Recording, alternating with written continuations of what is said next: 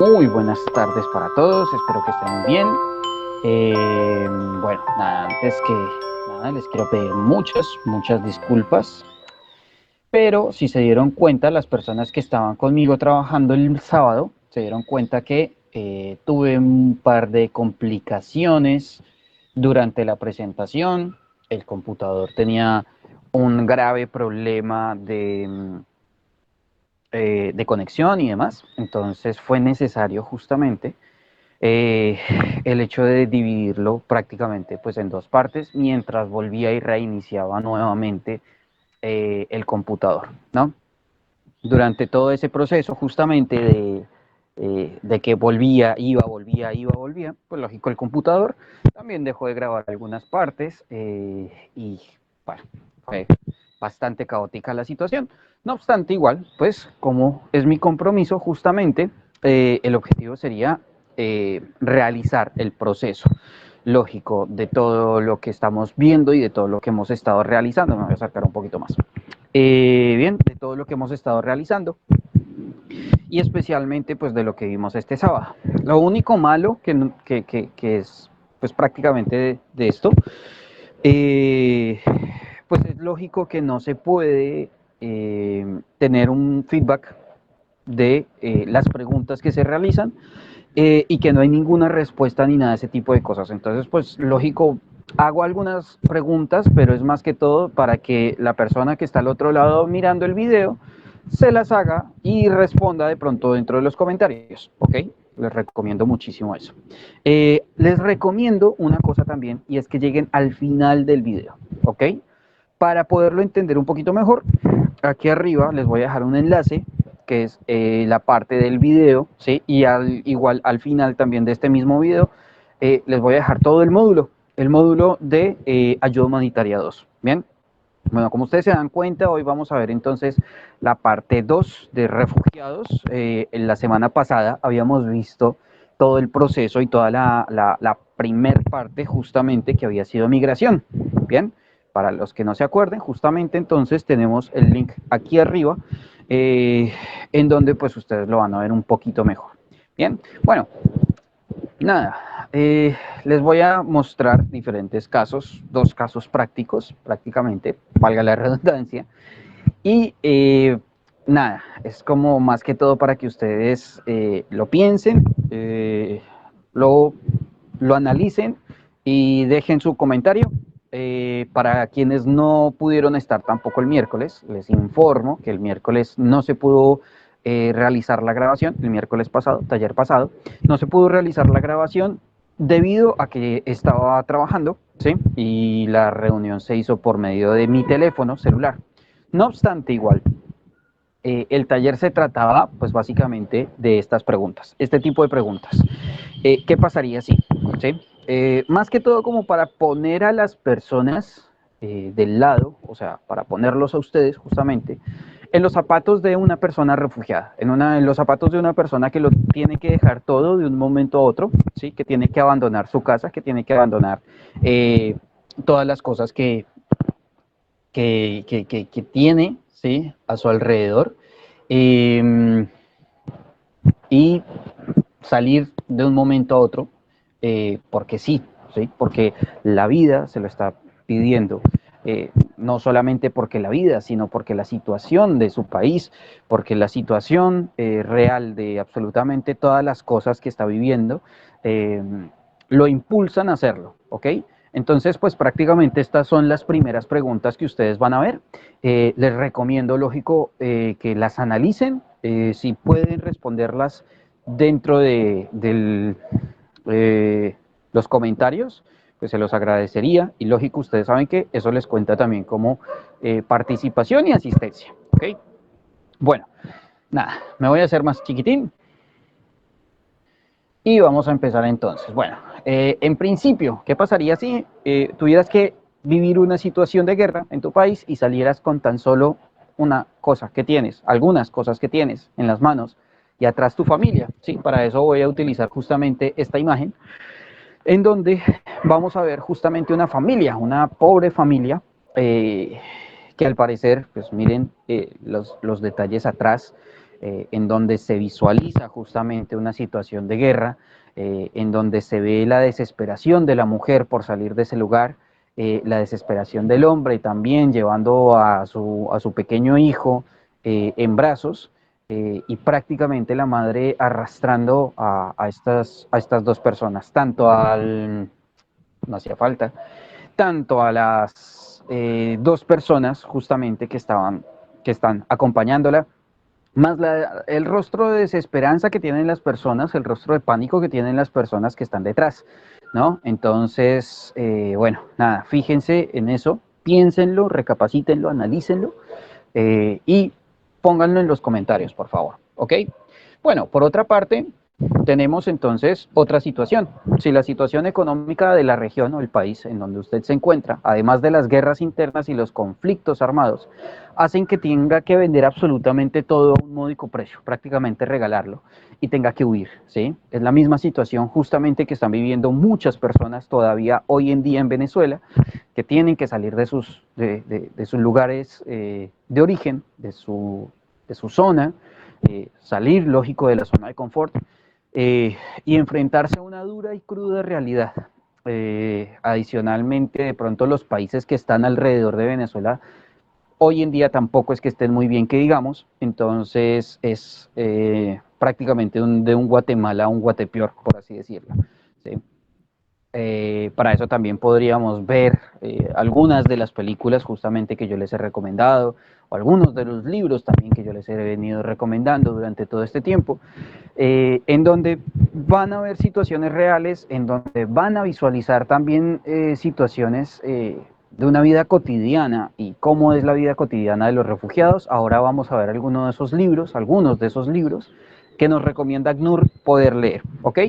Bueno, durante el proceso justamente que vamos a tener en el día de hoy, o en este video prácticamente, vamos a tener algunos temas específicos importantes para desarrollar. Por ejemplo, el tema de refugiados, necesidades básicas del refugiado, las responsabilidades como tal, porque por más que un refugiado se encuentre en un país diferente o en un lugar diferente, es necesario, ¿sí?, que comprenda la normativa y todas las normas que lo atañen. Bien. Por otra parte, tenemos la respuesta por parte del ACNUR, bien, hacia los refugiados, la ACNUR y otros órganos, otras instituciones y la ACNUR, y los principios de respuesta, que esa partecita definitivamente, pues si la alcanzan a tener ustedes grabada prácticamente, entonces si hay un feedback, si hay como una devolución por parte de los participantes, de sus compañeros, así que bueno, por ese lado pueden estar tranquilos, ¿ok? No, no funciona la linterna, creo que no me van a ver muy bien todavía. Bueno, igual, no es necesario que me vean tanto la cara. Es más necesario de pronto que escuchen, es más necesario también que entiendan y que puedan ver las diapositivas. Bien, bueno, en principio, los refugiados. ACNUR, ¿qué es ACNUR? ACNUR es una sigla que se van a venir encontrando prácticamente durante todo el proceso de refugiados. Siempre que vayan a tener refugiados, ACNUR, como institución de la ONU, va a estar ahí pendiente, ¿sí? ACNUR, les hacía la pregunta a los chicos que estaban durante el sábado en la clase, significa que es el alto comisionado de las Naciones Unidas para los refugiados, ¿ok? Estas siglas que ustedes ven abajo, en realidad es solamente pues, un significado, pero no es el significado real de las siglas, ¿ok? Alto Comisionado de las Naciones Unidas para los Refugiados. Bien, es uno de los órganos justamente que se encargan de velar no solamente de la protección, sino de muchas otras cosas para los refugiados, ¿ok? Dentro de sus acciones principales se encuentra el salvaguardar, asegurar, resguardar, proteger, incentivar y educar.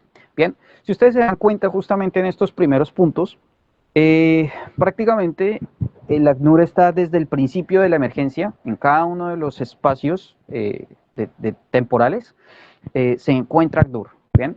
Se encuentra desde el principio para salvaguardar, asegurar, resguardar y proteger.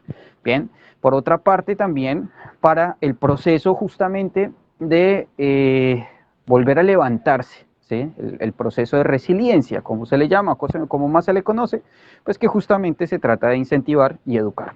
Bien, esto no lo hace solamente ACNUR, esto lo hace en compañía de otros órganos que son justamente los que nosotros vamos a ver a continuación.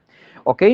Aquí vengo y les voy a mostrar cuáles son algunos de los manuales y de los libros más importantes.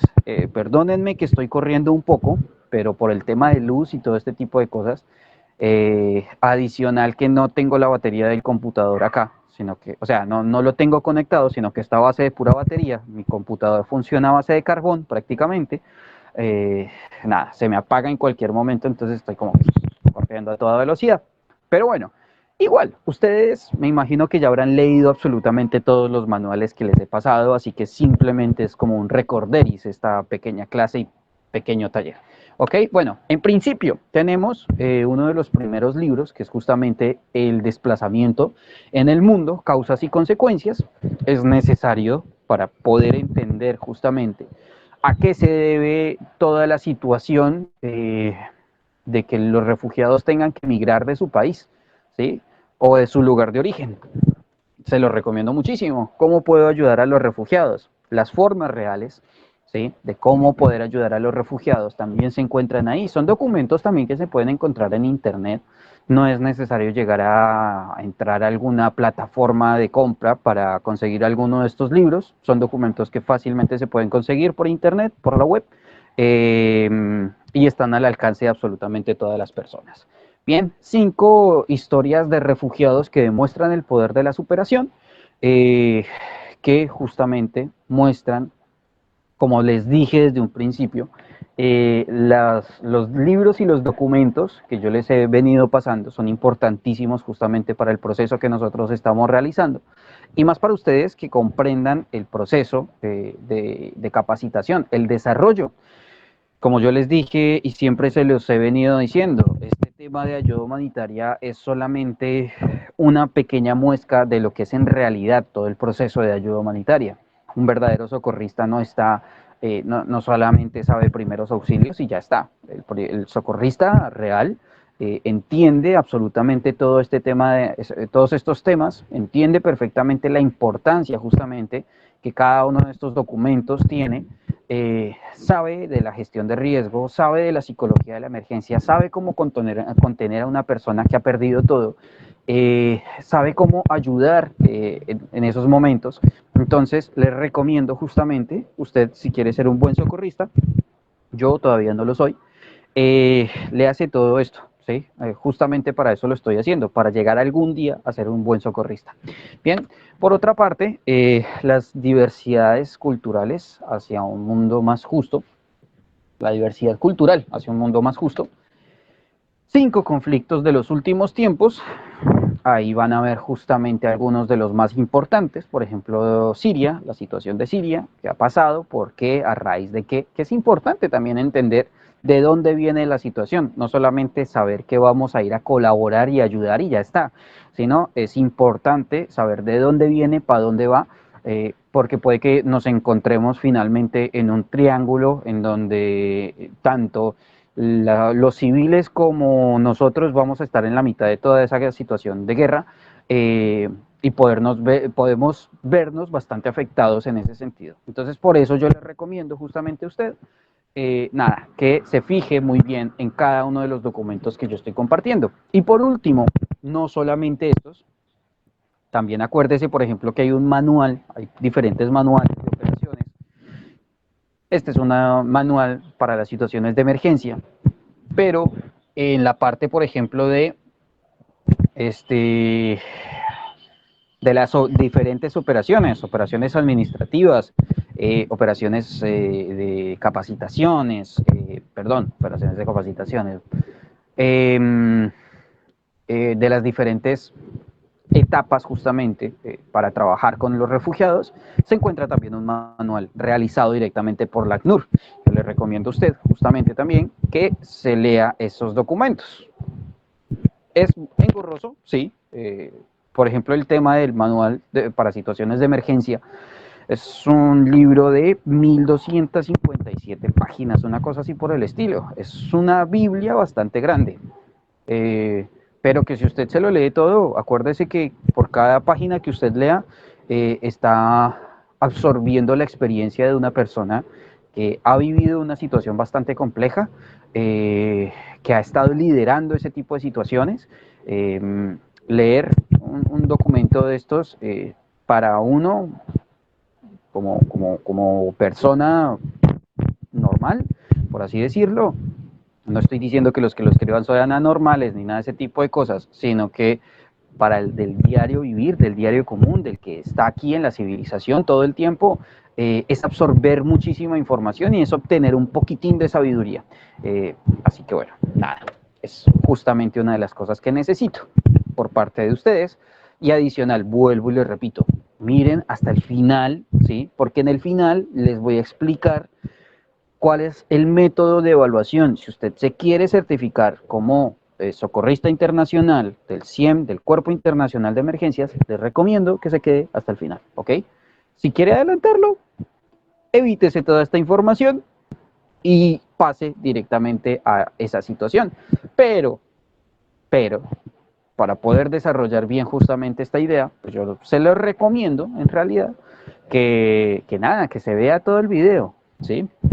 Es una horita, hora y media, pero pues véaselo por partes, ¿sí? Una vez que se canse y que se empiece a dormir, porque yo sé que soy un poquito vertical con las capacitaciones, nada, pues relájese un poquito, ¿sí? Eso es lo bueno de tener una grabación. Bueno, necesidades, Dios mío santo. Permítanme un segundito. Como siempre, esto es igual, como si lo estuviéramos haciendo en vivo y en directo. Es tal cual. Es lo mismo. Bien, bueno, partamos entonces de las necesidades del refugiado, ¿sí? Que es comprensión en todos los temas que lo afecten directamente, ¿sí? Son diferentes situaciones que afectan al refugiado, no solamente es el hecho de perder absolutamente todo, también puede ser perder a su familiar, también puede ser perder a un ser querido, también puede ser perder a sus mascotas, por ejemplo, ¿sí? Que hay personas solteras o las mascotas inclusive llegan a ser parte importante de una familia, ¿sí? Entonces, es necesario justamente que usted también se ponga en los zapatos de la persona que está al frente suyo y lo comprenda, ¿bien? Pero no es simplemente decirle yo lo entiendo, sino en realidad ponerse en los zapatos de la otra persona, ¿bien?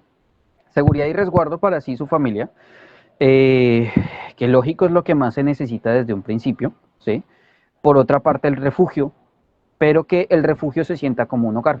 Una de las primeras cosas que vimos este sábado con Jorge Cecchini me decía que él en su momento había aprendido a hablar italiano, ¿sí?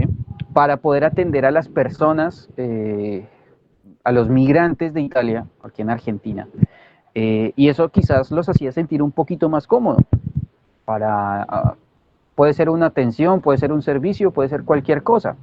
Y eso justamente es lo que nosotros también debemos entender.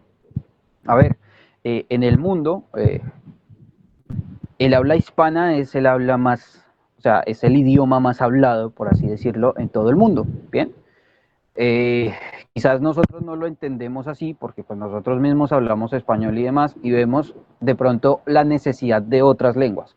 Pero si ustedes se dan cuenta, justamente desde América del Norte hasta América del Sur, van a haber muchos países, ¿sí? Más de 20 países tranquilamente, que hablan entre sus islas y demás, que hablan el idioma español, ¿sí? Y que es natal, o sea, que es un idioma que, con el cual nacen y crecen. Eh, para el tema de pronto de poder comunicarse a nivel internacional es necesario comprender un inglés, entre un inglés básico, un inglés intermedio, por lo menos para entender algo básico, ¿sí? Y por último, y el tercero más hablado a nivel mundial, es el chino o el mandarín. Bien, así que bueno, esas son una pequeña información que les quería informar también. Y que es necesario justamente para poder hacer sentir a una persona en casa, en su hogar, es necesario también poderle hablar en su idioma, poderse comunicar con estas personas para poderles entender y asimismo poderles responder. Bien, solvencia en necesidades básicas del ser humano, como el comer, descansar y el saneamiento. Entendimos justamente el sábado que uno de los más complicados que se pueden tener es el tema de saneamiento. ¿Por qué? Por ejemplo, para una mujer, el kit de emergencias de un hombre es muy diferente al kit de emergencias de una mujer. Entendamos más por el lado, por ejemplo, de cuando la mujer está en sus días de menstruación, por ejemplo, ¿sí? El hecho de no poderse limpiar bien, el hecho de sentirse incómoda en todo momento, el hecho de no poder tener justamente una limpieza continua, el dolor que eso produce, un lugar para descansar, más la situación del estrés que está viviendo. Entonces todos estos son factores que se van sumando y que van haciendo cada vez más la situación más complicada para una mujer. Y a esto sumémosle también el saneamiento, ¿sí? El mal olor, el sentirse incómoda y todas estas cosas. Entonces debemos también tener en cuenta justamente que a la hora de la ayuda humanitaria nosotros debemos tener en cuenta a estos seres humanos que también lo son, tener una solvencia para todas sus necesidades, no solamente una, sino todas sus necesidades.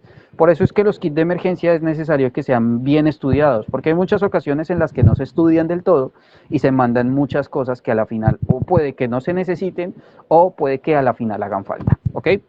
Y por otra parte, ser de utilidad. ¿A qué me refiero o a qué se refiere el documento con ser de utilidad? Que desde el primer momento, como ustedes lo vieron desde las clases pasadas, ser de utilidad para una persona desde los primeros minutos que las personas pasan, por ejemplo, un terremoto, las personas se levantan y empiezan a trabajar. A los pocos minutos, a las pocas horas ya están organizados en grupos diferentes. Y en cuestión de un poco más de tiempo, ya hay trabajos establecidos, ya la comunidad tiene una labor definida.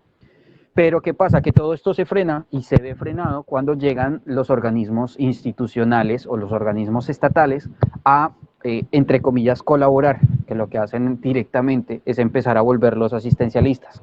Entonces, ¿qué pasa? Que estas personas dejan de ser, entre comillas, de utilidad.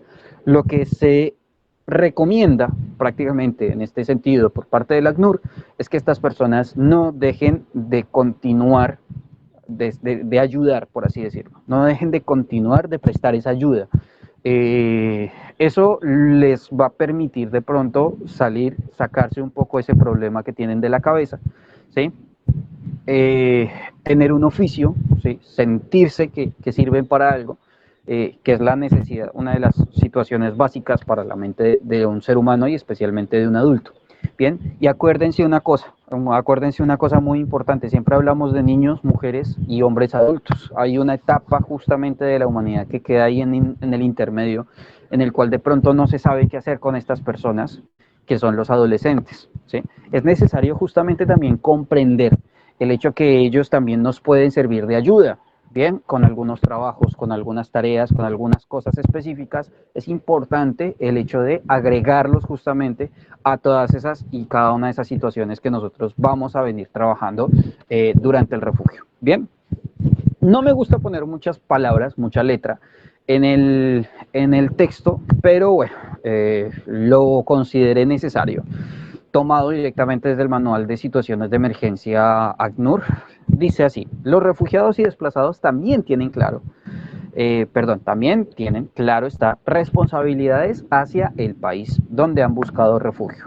Estas están establecidas en el artículo 2 de la Convención de 1951, que dice específicamente: todo refugiado tiene respecto del país donde se encuentra deberes que, en especial, entrañan la obligación de acatar sus leyes y reglamentos, así como medidas adoptadas para el mantenimiento del orden público. La naturaleza civil del estatuto de refugiado debe ser respetada. Quizás muy pesado, ¿no? Quererlo entender así, pero es muy básico. Usted vive, por ejemplo, en Argentina, ¿sí? Y en Argentina está permitido comer carne, ¿sí? Pero supongamos, entre comillas, lo voy a poner en entredicho, entre comillas, que en Bolivia no. En Bolivia no está permitido comer carne. En Bolivia la mayoría de las personas, por ejemplo, ¿sí? No estoy diciendo nada concreto, las personas vienen de la India, ¿sí? Fueron migrantes de la India, entonces ya vienen con una cultura directamente de respeto sobre la carne de res. No pueden ver una res, no pueden matar una res ni nada de ese tipo de cosas. Entonces consideran un sacrilegio y consideran ilegal el hecho de matar una res. Entonces, si nosotros sabemos que como argentinos nos desplazamos a Bolivia y que allá sí o sí necesitamos hacer nuestro asado, ¿qué hacemos? Si es ilegal, respetar absolutamente todas las normativas eh, estatales del país que nos está acogiendo, ¿bien? Y respetar absolutamente todo eso es importantísimo, porque al final del día eh, siempre se visualiza justamente todo ese tipo de situaciones en donde diferentes instituciones estatales pueden brindar una ayuda adicional al tema del refugiado. Bien, suena crudo, pero es así. ¿Sí? Es como quien dice pórtese bien y le doy un poquito más, una cosa así por el estilo, eh, pero suele pasar mucho. ¿Sí? Cuando los refugiados, por ejemplo, y se ha visto en muchos textos y en muchas situaciones, por ejemplo, hacia Panamá, eh, tienen una ruta obligada prácticamente los que quieren salir de Colombia hacia Panamá en dirección a Estados Unidos.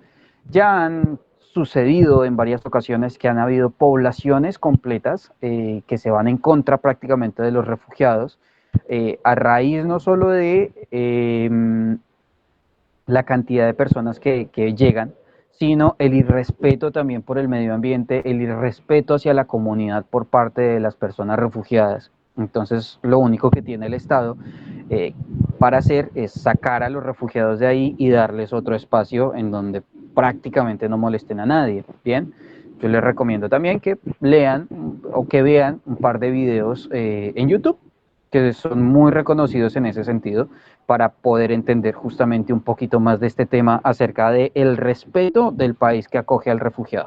Bien, vamos a hablar entonces, justamente estábamos hablando de las responsabilidades de los refugiados, vamos a pasar entonces a las respuestas de ACNUR, que, bueno, ahora sí, permite la flexibilidad justamente dentro de las normas de refugio.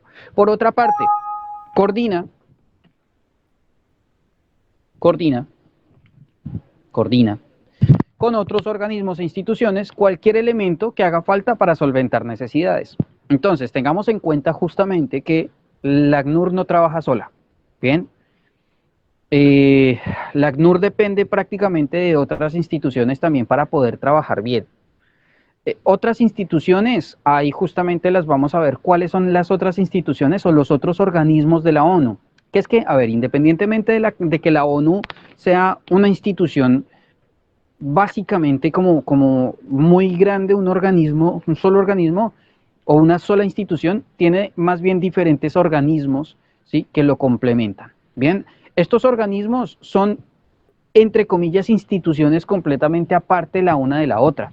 Bien, no significa que porque ACNUR esté en un lugar, PMA directamente ya tiene que estar ahí, ¿sí? Porque desde la centralización, por así decirlo, de la ONU, lo están haciendo de esa forma. Si ACNUR, por ejemplo, considera que no es necesario que PMA ingrese, PMA no entra, ¿sí? Pero porque no se le está solicitando, ¿bien? ¿A qué me refiero con PMA? Bueno, ahí vamos a ver cuáles son cada una de las instituciones o de los organismos internos de la ONU que ayudan justamente con los procesos del ACNUR. Bien, y está presente desde el principio de la emergencia hasta la etapa de resiliencia, como ustedes ya lo han visto en todo este tiempo. ¿Sí? Siempre va a estar justamente pendiente de todos los procedimientos, de todo lo que se realiza en cuidado y en pro específicamente de los refugiados. Ese es el principal aspecto que realiza la ACNUR. Bien, ahí justamente entonces vamos a ver cuáles son esos procesos o esas otras instituciones, órganos de la ONU, que le ayudan a la ACNUR a realizar sus procedimientos como tal. Ahora bien, tengamos en cuenta, y nosotros como institución pequeña, pero que queremos ser grandes, dentro de, dentro de los diferentes países, también debemos tener en cuenta esto, y es que hay un Memoranda of Understanding, que es prácticamente un memorando de entendimiento. Bien, o sea, ¿qué dice ese memorando de entendimiento? El memorando de entendimiento lo que dice es hasta dónde usted puede trabajar conmigo y hasta dónde yo puedo trabajar con usted. Independientemente de que los dos seamos de la ONU, por favor no nos pisemos las mangueras. Entre bomberos no nos pisamos las mangueras, entonces lo mejor justamente es que hagamos un mouse. Bien, de esa forma, cada uno de los órganos sabe hasta dónde tiene que llegar. Bien, por ejemplo, un DP o DP PNUD puede llegar a trabajar con los refugiados, todo el tema, por ejemplo, de lúdicas, ¿sí? Pero si ACNUR le dice, mira, necesito solamente que hagan el desarrollo de las actividades, más no lúdicas. Entonces, ahí justamente un DP sabe que no puede llegar hasta ese punto, ¿bien? Si lo hace, justamente está pasando por sobre la Memorandum of Understanding, sobre el mouse, y puede llegar a tener inclusive inconvenientes dentro de la misma organización, ¿sí? Los líderes, los coordinadores y todo este tipo de personas pueden llegar a ser sancionados directamente por la ONU en caso de que este mouse se pase por encima. Bien, ¿cuáles son los órganos que trabajan directamente con la ONU? Ahí lo tienen para que ustedes lo entiendan un poquito mejor. Recuerden, por favor, estas siglas, que estas siglas son, miren, estamos hablando de refugiados, ¿sí? Y en ayuda humanitaria, los refugiados prácticamente son vitales. Entonces, todos estos órganos para nosotros tienen que ser comprendidos, tienen que ser adaptados y los tenemos que entender muy bien cómo funcionan cada uno de estos programas, bien, cada uno de estos órganos. PMA, que es el Programa Mundial de Alimentos, bien. PNUD, ¿sí? O UNDP para Estados Unidos, el Programa de Desarrollo de las Naciones Unidas. UNICEF, que es el Fondo Internacional de las Naciones Unidas para la Ayuda a la Infancia. Bien, yo quisiera que ustedes, de acuerdo con lo que ven acá, me dijera qué realiza cada uno de estos órganos.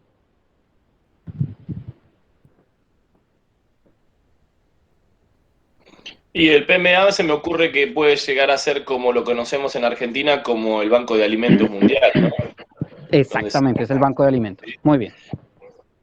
Y el Programa de Desarrollo de las Naciones Unidas, se me ocurre que ahí donde desarrollan ideas como para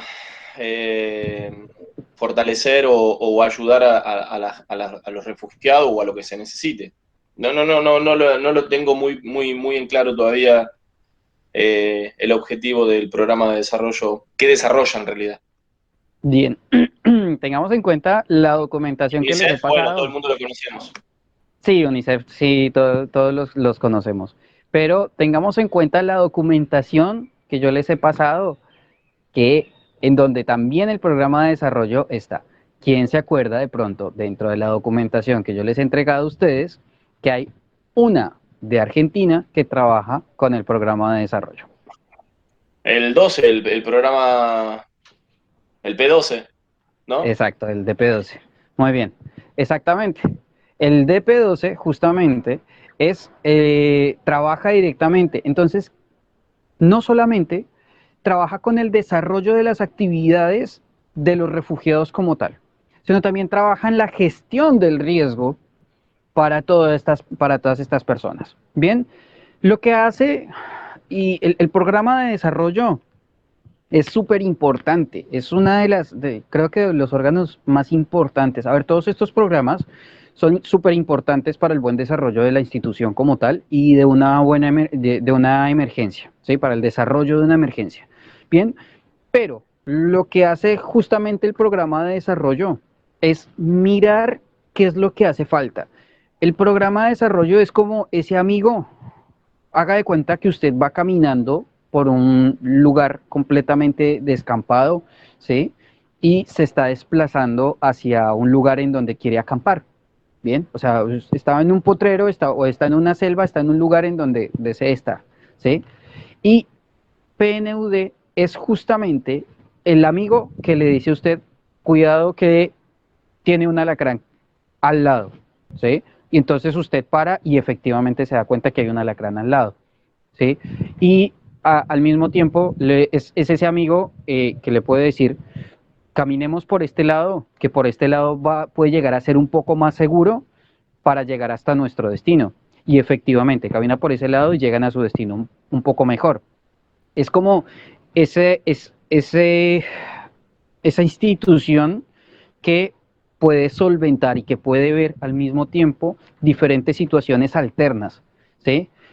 No solamente abastece en una parte logística, sino que también se encarga de desarrollar diferentes cosas. Por ejemplo, PNUD es el que se encarga de la etapa de resiliencia dentro de un estado, ¿sí? O sea, el ACNUR se encarga también de los procesos de resiliencia y de todo esto, del acompañamiento hacia los refugiados.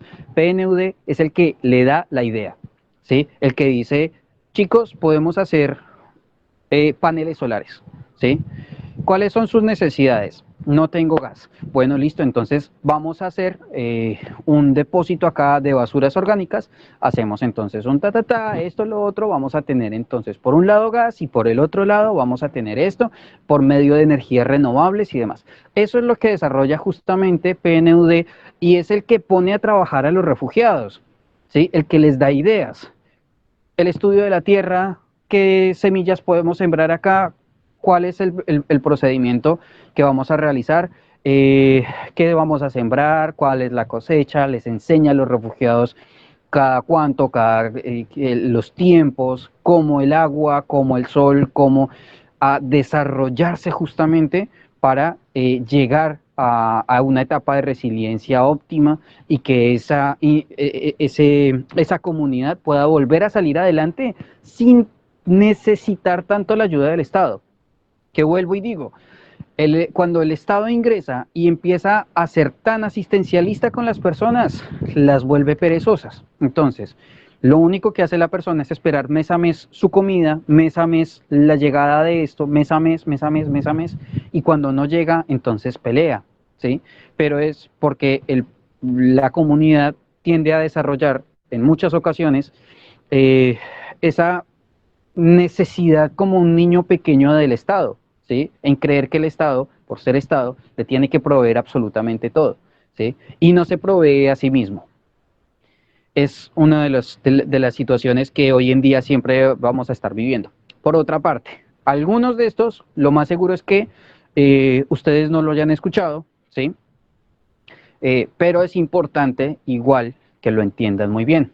El Fondo de Población de las Naciones Unidas, UNIFEM, que es el Fondo de las Naciones Unidas para el Desarrollo de la Mujer, la OMS, que sé si todo el mundo lo ha escuchado, la Organización Mundial de la Salud, y más aún por el tema de la pandemia y todo esto, y la OCHA, que es justamente la que trabaja con nosotros como institución o como ONG para trabajar en las etapas de emergencia, ¿sí? Que es la Oficina para la Coordinación de Asuntos Humanitarios. Con esta justamente trabaja directamente y enlazada INSARAG, que es la que permite a los grupos USAR entrar a las zonas de difícil acceso, agrestes y todo este tipo de cosas para realizar la búsqueda y rescate en estructuras colapsadas. Bien, eso a nivel mundial. Bien, ¿por qué? Porque, por ejemplo, Estados Unidos tiene el FEMA, ¿sí? Que es otra institución completamente alterna del INSARAG, ¿sí? Que trabaja con unas normativas similares, pero que son propias del Estado o del país. Hay otros países que también adoptan esas mismas medidas, ¿sí? Como por ejemplo son las normativas internacionales de seguridad y demás. Bueno, adopta también, por ejemplo, las normativas del FEMA para todo lo que son estructuras colapsadas y demás. Bien, ahora vuelvo y les pregunto, pero esta vez quiero que me responda otra persona. ¿Qué significaría o qué haría, qué creen ustedes que hace el Fondo de Población de las Naciones Unidas? Y bueno, cada una de estas.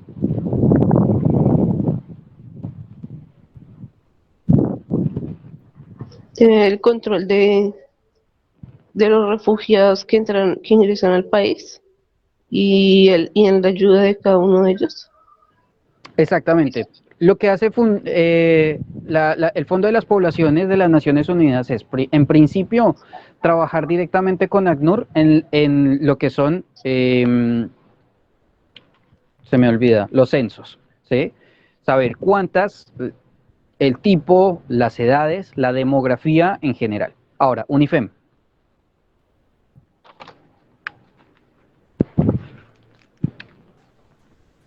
Ayuda en el desarrollo de la mujer en el sentido de que, para mí pensar, se pueda valer por sí misma o si necesita de un estudio o algo como para ayudarla. La verdad estoy perdida. No te preocupes que no eres la única. UNIFEM también justamente, una vez que ACNUR desarrolla por medio del FUNUAP todos los procesos de censos y demás, también tengan en cuenta que van a encontrar y van a ver muchísimas mujeres madres cabeza de hogar. Bien, lo que hace UNIFEM es ayudar, apoyar a estas madres cabeza de hogar en principio, pero por otras partes también desarrolla ideas justamente para que mujeres que también pueden llegar a ser solteras, que pueden ser jóvenes, también desarrollen sus propias ideas, ¿sí? Entonces, se fija justamente de pronto en esas ideas, el desarrollo, cuánto se demora, todo este tipo de cosas, y puede que o le entregue, por ejemplo, un espacio para que pueda trabajarlo, o le colabora a nivel económico para que desarrolle su idea, ¿sí? Y pueda seguir adelante, pueda surgir como mujer, ¿bien? Bueno, la OMS creo que todos sabemos justamente cuáles son las acciones que realiza. Y la OCHA, ¿quién me podría decir qué hace la OCHA?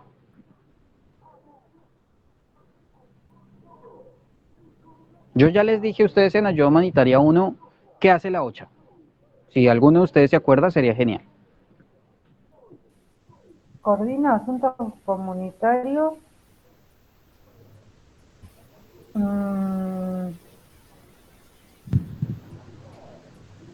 Ah, ah, eh, ay, que no me sale.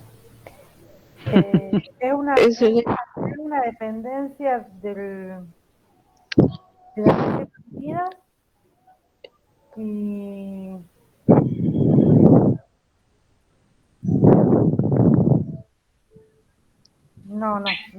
no me sale y tuve una semana complicada. Así que Es, no voy es una Tranquilo, no te preocupes. organización la cual recibe la respuesta, no recibe es lo que activa todo el sistema, o yo no sé cómo decirlo, es el que Sí, sí, activa sí, todo pero el vas bien. sistema de emergencias eh, Ujú. después de que ocurre, no sé, un desastre. Bien, bien, te acercaste muchísimo, le pegaste En realidad, el que coordina todo lo que es la respuesta a los eventos de ayuda humanitaria, ¿no? Junto, Es responsable de coordina todos los movilizar, movimientos. Sí, Esas son las Elizabeth. palabras. Elizabeth, ¿qué Claro, querías ahí va. decir? No, era lo mismo que decía Jorge, es la responsable de movilizar y coordinar las respuestas ante Bien, una claro, emergencia. exactamente. Bueno, ahí ya ustedes saben justamente cuáles son eh, esas diferentes, em, las diferentes instituciones. OCHA, sí, como lo dijo justamente Adriana, la OCHA se encarga de mirar, de verificar justamente cuáles son en principio esos primeros estadios de la emergencia, ¿bien? Y empieza a mirar cuáles son las organizaciones necesarias para que empiecen a trabajar directamente en cada una de esas situaciones, ¿ok?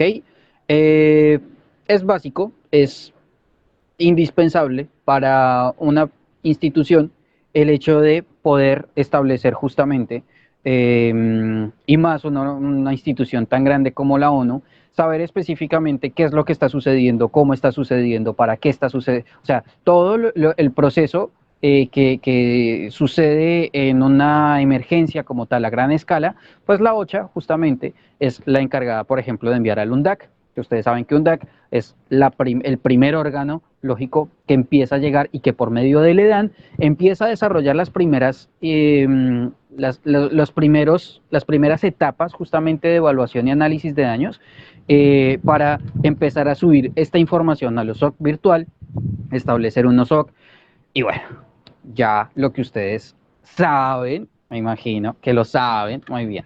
Bueno, otras instituciones que trabajan con la ACNUR y que son importantísimas justamente para el buen desarrollo. Está la Comisión Internacional de la Cruz Roja, ¿sí? Y la Federación Internacional de Sociedades de la Cruz Roja y de la Media Luna Roja. Bien, la OIM, que es la Organización Internacional para las Migraciones. Ojo, la Comisión Internacional de la Cruz Roja, que es una institución también gigantesca, es muy, pero muy grande, también le colabora justamente y ayuda con los procesos que realiza directamente la ACNUR.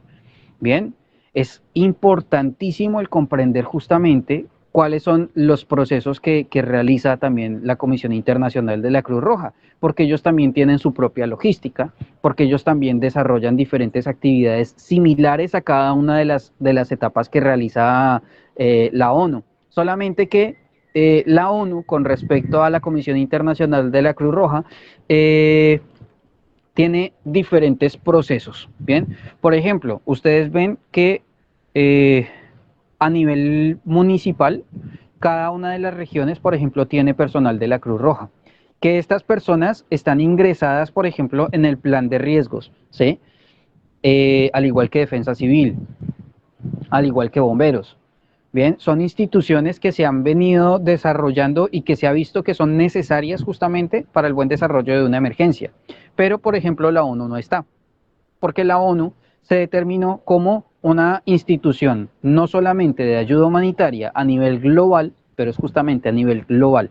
En cambio, justamente la Comisión Internacional, especialmente la Cruz Roja, se capilariza, por así decirlo, como una institución que puede ayudar directamente estando como primer respondiente ante una situación. En cambio, la ONU no. La ONU lo que hace es englobar prácticamente todo el proceso de la emergencia y por medio de instituciones como CICR empieza a enviar y a dividir, a dirigir esas diferentes ayudas que se necesitan en los lugares específicos de acuerdo a algunos estudios que puede llegar a hacer CICR, ¿sí? Algunos estudios complementarios que tiene CICR, por ejemplo, no los tiene la ONU, ¿bien? Y esos estudios pueden ayudar a complementar justamente en el caso de una situación de emergencia, ¿bien? Y por último, entonces, tenemos la Organización Internacional para las Migraciones, que esta institución, la Organización Internacional para las Migraciones, también tendría que ser, o es en cierta parte, un bracito pequeño de la ONU, ¿bien? Esta institución es la que le ayuda a coordinar a la persona en caso de, por ejemplo, que no tiene documentos para pasar la frontera, ¿sí? Entonces, pueden haber oficinas de OIM que le colaboren a esta persona directamente con el registro civil, con registraduría, para desarrollar justamente cuáles son sus documentos. Bien, una vez que está en ese lugar, ¿sí? Que lo pasan, por así decirlo, de la frontera y está dentro de ese espacio hasta que no tenga absolutamente todos esos documentos en regla y en orden. Gracias a OIM, la persona no puede salir de ese refugio. Bien, puede suceder en muchísimas ocasiones que pueden llegar a tardar meses completos las personas estando en un lugar específico hasta que OIM puede por fin recabar absolutamente todos los datos y darle, entre comillas, una identidad a la persona. Bien. Ahora, los principios de respuesta, y en ese sentido, ahí sí yo los voy a necesitar a ustedes, que me colaboren y que me ayuden a leer y a darme algunos ejemplos de cada uno de estos principios de respuesta. ¿Ok? Ah, mira, vamos re bien. Llevar a la gente indicada al lugar indicado en el momento indicado. ¿Quién me ayuda con un ejemplo básico? no sé, una película que se hayan visto, una situación que hayan pensado de pronto que pueda suceder.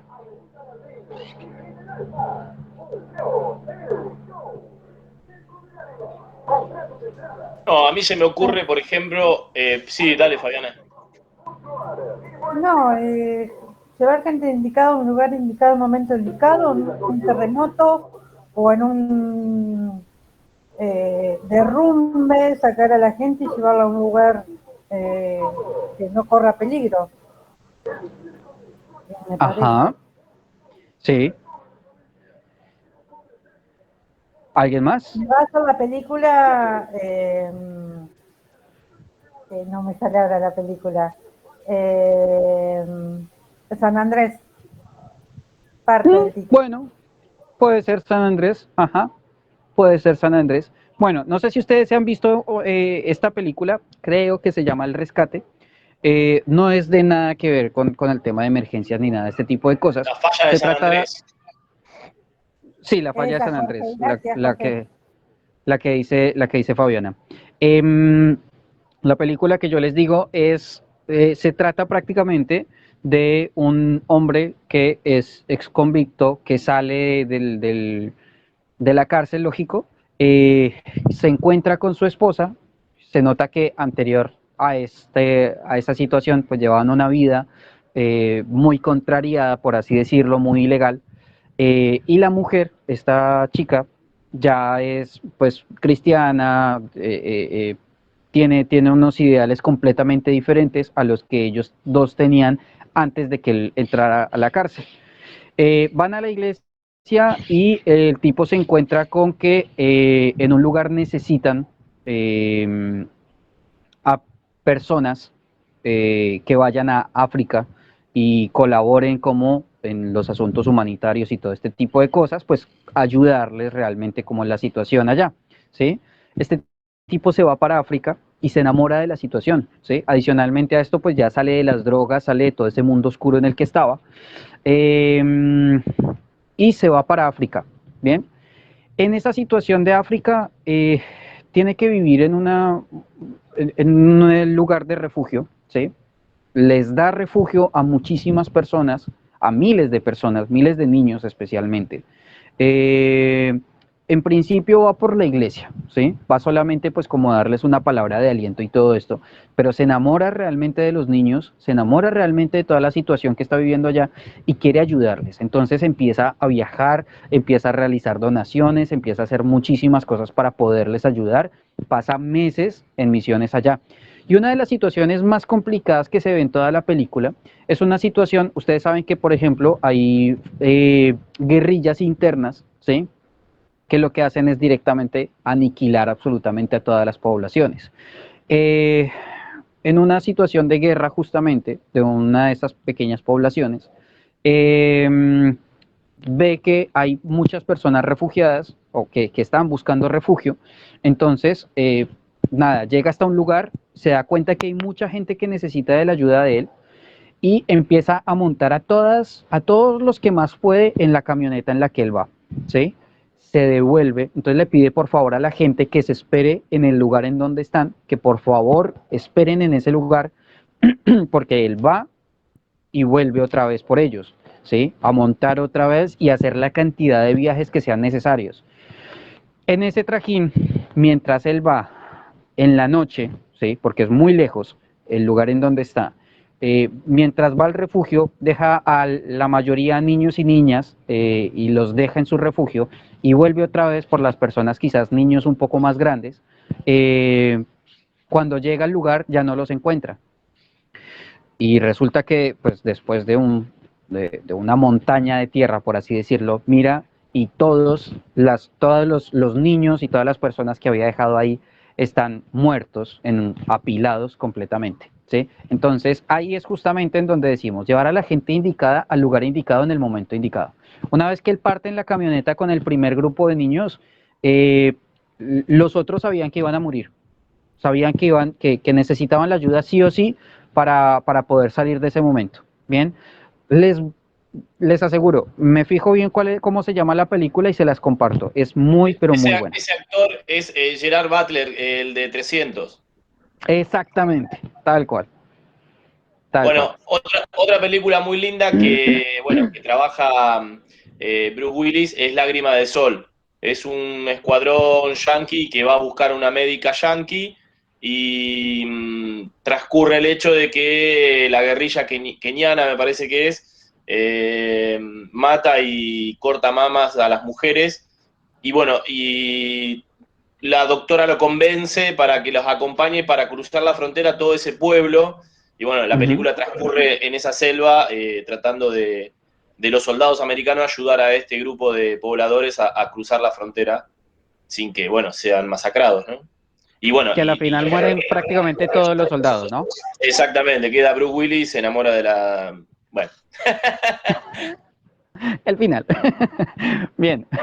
Bueno, ahí está, justamente. De ese tipo de películas, justamente, es a las que yo me refiero, que nos pueden servir como ejemplo, justamente, de llevar a la gente indicada al lugar indicado en el momento indicado. Ahora, por otra parte, garantizar las medidas adecuadas. Dentro de eso está identificar las necesidades. ¿A qué nos referimos con esto? Con identificar las necesidades. Es muy simple. La necesidad que se tenga en ese momento de la decisión que necesitamos tomar, me parece, ¿no? O de evacuar, o de asistir. Se me ocurre eso, ¿no? No sé si es eso, Sí, pero sí. identificar la necesidad que necesitamos para actuar. Así sea una evacuación, una asistencia, un traslado. Exactamente. Identificar las necesidades. ¿Qué necesita? En principio, ustedes saben justamente los espacios temporales, ¿no? En el espacio temporal, en el espacio inicial, justamente, ¿cuáles son las primeras necesidades? Entonces, necesitamos médicos, necesitamos evacuación, necesitamos un hospital, necesitamos iniciar a ubicar a las personas que quedaron bien en un refugio, ¿sí? Ahora, ser flexible y sensible al cambio de necesidades.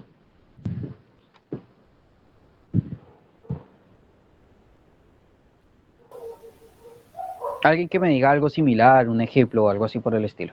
¿A qué se refiere? Ser flexible y sensible al cambio de necesidades. Claro, ser consciente de que no todo, ¿cómo puedo explicarte? Entender a la persona que está pasando por un momento y adaptarse o tratar que se adapte al cambio, que no es en un momento de terremoto o inundación o lo que sea, o migración, entender la necesidad de la persona y ser flexible en ese ámbito, creo yo. Sí. Bien, les voy a dar un ejemplo muy básico. Resulta que hay personas, por ejemplo, un grupo de personas que reciben comida, ¿sí? Y en ese bolsón de comida están recibiendo, por ejemplo, es una comunidad de personas colombianas, ¿sí? Por ejemplo, nosotros los colombianos no comemos mucho aceitunas. Yo vine a comer aceitunas aquí a Argentina. Y me encantan de por sí, pero bueno, hay gente, hay personas, mucho colombiano, que no les gusta, la verdad, las aceitunas. Entonces usted dentro de su bolsón de comida le da a la persona un bolsón con aceitunas, ¿sí? O sea, dentro de la comida que tiene aceitunas. La persona llega y le dice, discúlpeme, pero necesitaría, por favor, es que no me gustan las aceitunas, a mi familia en general no le gustan las aceitunas. Si se la cambio por un kilo de arroz, ¿podría ser factible? Entonces es justamente ser flexible y ser sensible al cambio de necesidades. Mi familia y yo sabemos que esta comida no nos gusta y llevarnos esta comida para allá y saber que o no nos las van a cambiar o no la van a cambiar de pronto por algo muy efímero, es mejor hacerlo directamente aquí, ¿sí? Al frente de ustedes, en donde sabemos que tienen la posibilidad de cambiarme esto por un kilo de arroz, o por un kilo de porotos, o por un kilo de garbanzos, pero, o por una libra, o por una cantidad específica, pero aceitunas no nos gustan y no. Entonces, ahí justamente se trata de ser flexible y sensible a ese cambio de necesidades. Cambiar solamente una parte de ese menú no genera ningún daño, ¿sí? Antes, por el contrario, le permite de pronto estar un poco más cómodas a las personas justamente por un tema neto de alimentación. Bien. Ahora, identificar las normas, pues creo que todos lo sabemos justamente y a eso vuelvo a hablar justamente con el tema de las normativas. Normativas internas de una comunidad como tal, ¿sí? El entender a esa comunidad, cómo trabaja, quiénes son sus líderes, cuáles son sus formas de trabajar como comunidad, ¿sí? Ahora, hoy en día, de pronto, en pleno siglo XXI, nuestras comunidades como tal son muchísimo más distantes, ¿sí? No tenemos unas comunidades como más específicas, con una cultura idónea, con una forma de ser idónea. Ahora, si juntas, por ejemplo, a un grupo de colombianos a un lado y a un grupo de argentinos al otro, las necesidades y las normativas van a ser completamente diferentes. ¿Por qué? Podríamos hablar, por ejemplo, que a nosotros los colombianos no nos gusta que nos saluden de beso. ¿Cómo la ven? ¿Sí? Y cuando yo llegué acá, por ejemplo, me di cuenta que una de las partes justamente de la comunidad y que es completamente normal es que los hombres se saluden de beso, ¿sí? Entonces yo ya me amoldé de pronto a esa norma, como por así decirlo. ¿Por qué? Porque es que yo ya sé de pronto que si no saludo a una persona de beso quizás se sienta ofendida, ¿sí? Al principio como que no me interesaba porque era realmente yo el que no quería, pero ya después me doy cuenta que cuando no hago ese tipo de cosas, ya empiezo a generar un ambiente negativo en donde me encuentro. Entonces, nada, no me molestó para nada de pronto el cambiar justamente ese paradigma de saludar a otro hombre de beso, ¿sí? Es justamente el identificar las normas de convivencia y de la comunidad como tal. Bien, no sé si tienen... Pasa que viéndolo así, todo lo que estamos viendo, ¿no? Nuestro deber sería también amoldarte, ¿no? A esa familia, a ese ciudadano que está viniendo de otro lado, sabiendo todas las cosas que está pasando y que vos, que no le puedas cambiar un kilo de arroz o algo, imagínate el estrés y no poderle dar de comer a su familia. En cambio, si vos te adaptás a ello, podés formar un vínculo de confianza, entonces capaz que le podés bajar hasta más el estrés y poder así ayudarlo de otra manera. Como que tenemos otra labor. Si bien uno va a ser, qué sé yo, salvarlo o estar ahí para socorrismo, pero me parece que el vínculo del ciudadano, ¿no? De acá estoy, ese es el más fuerte. Poderle vos brindar otra clase de ayuda, sino esa ayuda de acá estoy, por cualquier cosa, búscame, yo estoy acá. Sí, sí, exactamente. Es darle como ese indicio de permanencia, de que nosotros vamos a estar y que puede justamente contar con nosotros en cualquier situación. Ahora, tener siempre los objetivos a largo plazo. ¿A qué se refiere con eso?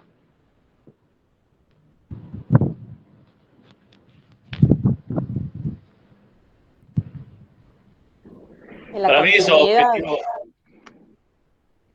Perdón, en la continuidad de lo que se planteó, que no sea ahora, sino que continúe por más que surjan otras dificultades u otras situaciones, de ir enfocándonos y continuar. Uh-huh. Sí, es enfocarlo un poco a los refugiados a que sean resilientes, me parece. Sí.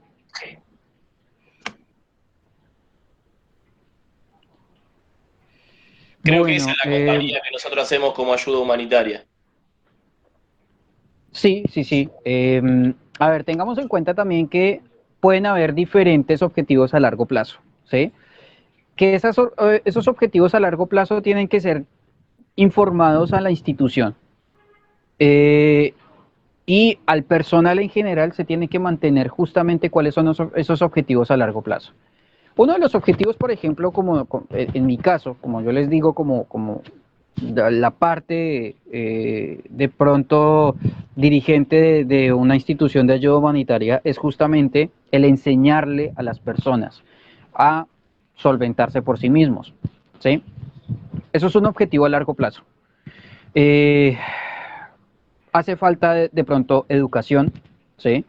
Hace falta de pronto un estudio un poco mejor con respecto a cuáles son las necesidades y con respecto a eso, de qué forma desarrollar algunas de esas necesidades con base en lo que yo tengo a mano, ¿sí? Entonces, por ejemplo, tengo un grupo de personas que viven en un lugar de pronto seco, pero con algunos árboles.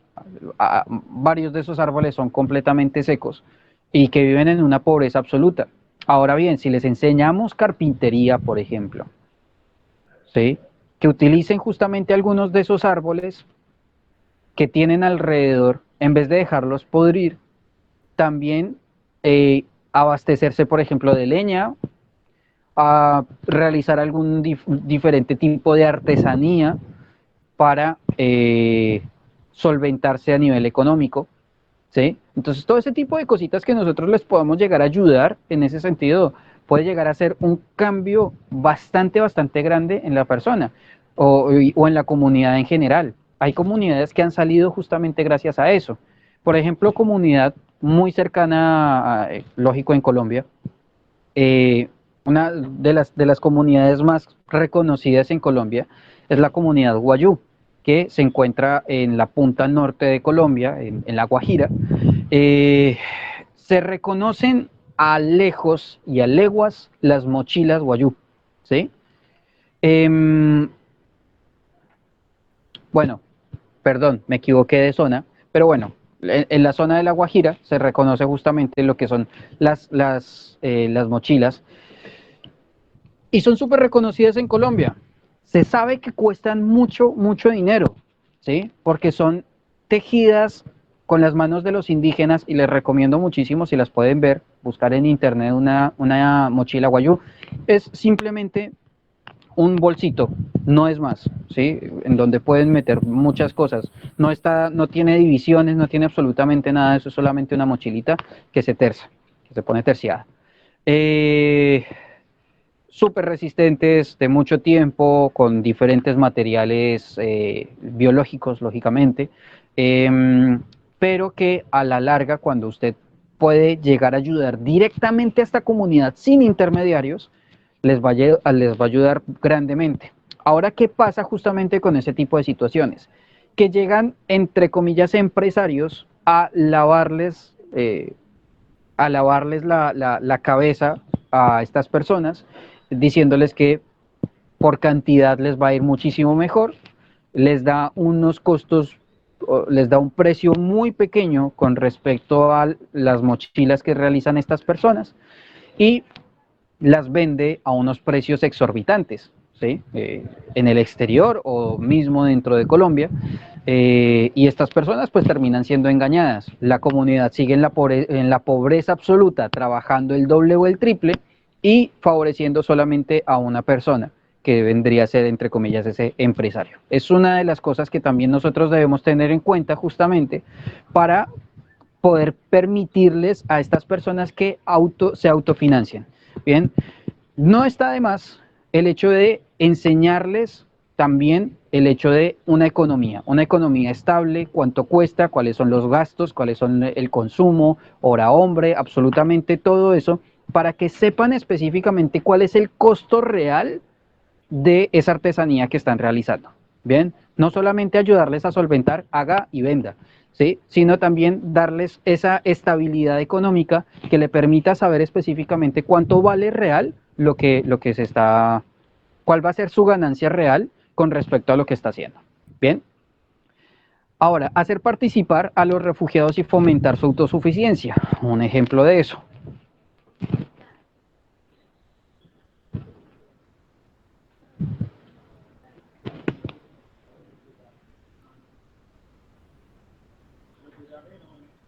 ¿Nadie? Y bueno, con las artesanías que lo hacen, que flipan, poder venderlas ellos mismos, ver la forma de autogestionarse, como dice, de juntar, solventarse y hacer todas las necesidades que uno tiene. Claro. Adicional, por ejemplo, tendríamos y a su vez enseñar al resto de los que estén ahí para también continuar con esto, con la enseñanza, y sentirse también parte de que puede mejorar y después cobrar por eso. Exactamente. Bueno, Augusto dice no solo darle las cosas, sino por ahí insertarlos en el ámbito laboral para poder solventarse. Y es justamente eso. Por ejemplo, muchas comunidades han salido gracias a las frutas y las verduras, ¿sí? Han salido adelante. Vuelvo otra vez con el tema del empresario que quiere ver la cara de todo el mundo y autoabastecerse, volverse rico básicamente a base de eso. Hay comunidades que salen, que se han levantado prácticamente labrando la tierra gracias a las frutas y las verduras, ¿sí? Si se les enseña a las personas, por ejemplo, cuáles son las frutas o las verduras, las legumbres y absolutamente todo lo que puede dar su tierra en ese espacio, se le enseña cuáles son esos cuidados, los cuidados paliativos, cuáles son los insecticidas que sean completamente orgánicos o biológicos, que no sean pesticidas y que no vayan a dañar directamente ni la planta ni la salud de la persona que lo está consumiendo. Se genera un cultivo completamente orgánico, y un cultivo orgánico cuesta mucha, o sea, el dinero de lo que las frutas y las verduras que salen de un cultivo orgánico cuestan un poco más, el costo es más elevado que el de un cultivo que no es orgánico, un cultivo industrial, por así decirlo. Bien, entonces enseñarle justamente a las personas también cómo labrar su propia tierra es una de las situaciones de autosuficiencia mejor, o uno de los mejores ejemplos en el sentido de la autosuficiencia para una comunidad. Bien, impulsar la participación de los refugiados en todas las fases de la planificación y ejecución. ¿A qué se refiere esto?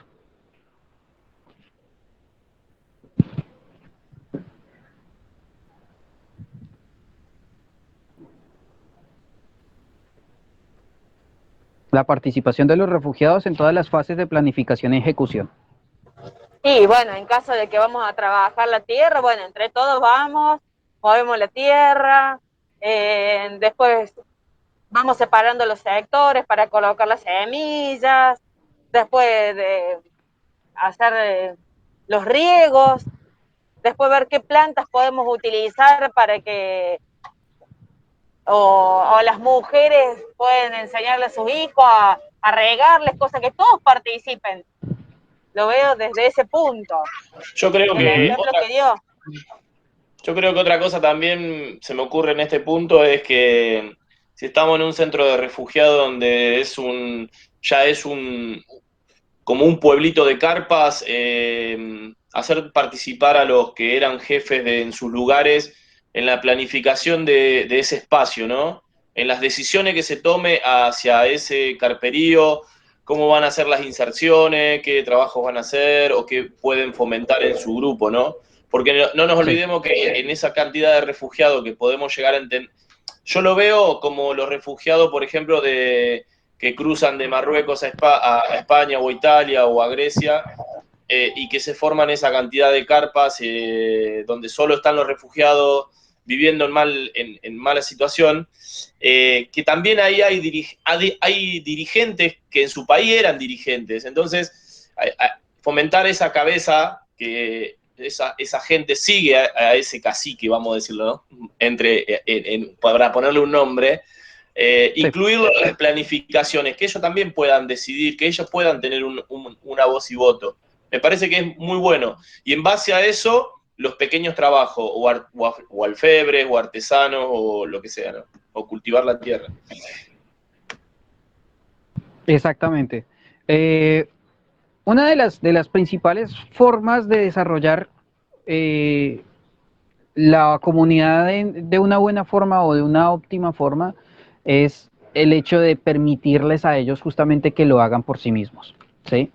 Y no hay nada más original de pronto que es la misma idea cultural genere cambios y genere sus propias cosas. Por ejemplo, yo les puedo enseñar a hacer una manilla, ¿sí? Como yo la sé hacer, con los nuditos y todo esto.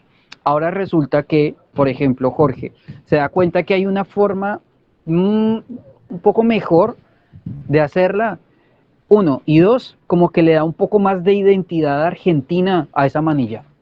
Entonces, pues perfectamente, esa es justamente la identidad que necesita para poder trabajar, ¿sí? Y para poder salir adelante y para poder solventar. Ahora, una vez que ya tiene la idea, ya es el líder directamente de esa misma idea y puede empezar a desarrollarla, ¿sí?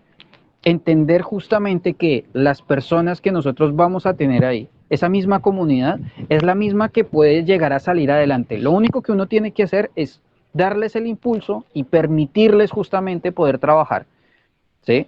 Darles como esas tareas adicionales que pueden llegar a realizar para poder salir adelante. Bien, y por otra parte, ser conscientes de las funciones sociales y económicas.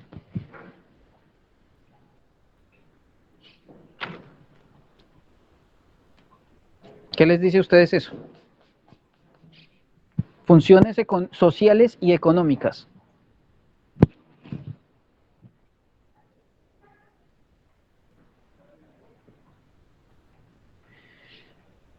Acuérdense del tema, por ejemplo. Sí, dime. No, y las funciones sociales y económicas,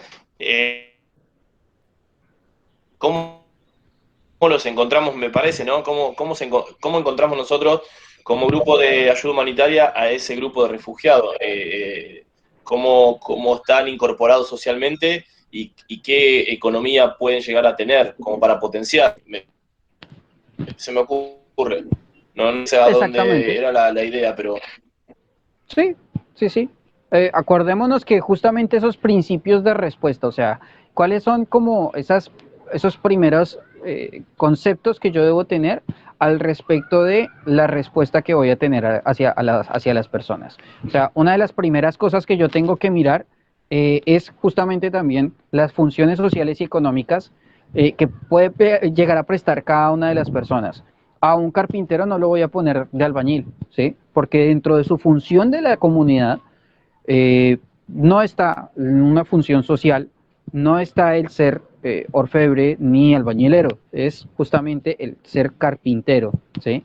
Y adicionalmente a eso, si yo pongo al carpintero a ser albañilero, a trabajar de albañilería solamente, pues puede verse directamente afectado no solamente a nivel psicológico, sino que a nivel social también, ¿sí? Porque va a hacer un mal trabajo, porque no se va a desempeñar de la forma adecuada.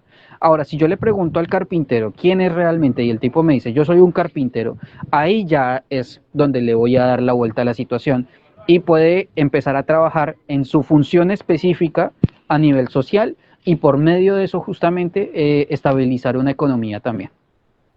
Bueno, ahora, averiguar qué clases... Para, Cris, ahora me recuerdo que, por ejemplo, analizando y estudiando un poco los orígenes de mi familia, cuando llegaron de Italia, allá en la primera década del siglo XX, se agrupaban en el pueblo, por ejemplo, allá en Ayacucho, de donde yo provengo, por oficio. Por ejemplo, mi bisabuelo cuando vino de Italia era albañil, constructor, y en el pueblo estaban todos los italianos que eran constructores, vivían medio cerca, y se agrupaban así. Es lo que pude averiguar yo cuando empecé a hacer todo mi árbol, ¿no?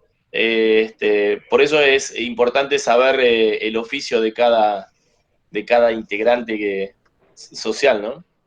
Claro. Es algo loco, pero es así. Sí, sí, tal cual, tal cual. O por lo menos hacia cuál sería su idea en principio. Por ejemplo, en el caso de un adolescente, ¿sí? Permitirle justamente que desarrolle sus ideas con base, puede llegar a ser en sus experiencias o puede llegar a ser con base en las expectativas de vida que tiene, ¿sí? Asimismo, lógico, reforzárselas. Eso le puede ayudar muchísimo a este joven, a encontrar realmente un verdadero camino con respecto a cómo servirle a su comunidad, que es una de las cosas también importantes. No solamente todos son adultos y niños, también vamos a tener adolescentes a quienes también darles una mano, especialmente a nivel mental y psicológico, ¿sí? Poderlos guiar y saberlos guiar. ¿Por qué? Porque es que hay muchas ocasiones en las que las lúdicas se dividen solamente para niños y nos estamos olvidando realmente que también tenemos una población que no es ni adulta ni es un niño, y que tenemos que saber en dónde ubicarlo específicamente para que sea un bien para la sociedad, y para que finalmente pueda llegar a ser un adulto responsable en ese sentido, ¿vale? No, en ese sentido no los podemos dejar de lado. Bien, ahora, creo que eso ya lo habíamos respondido, pero pues solamente les quiero preguntar, averiguar qué clase de estructura de liderazgo existe.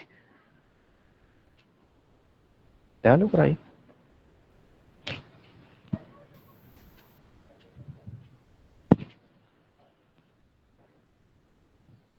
¿Quién me puede decir?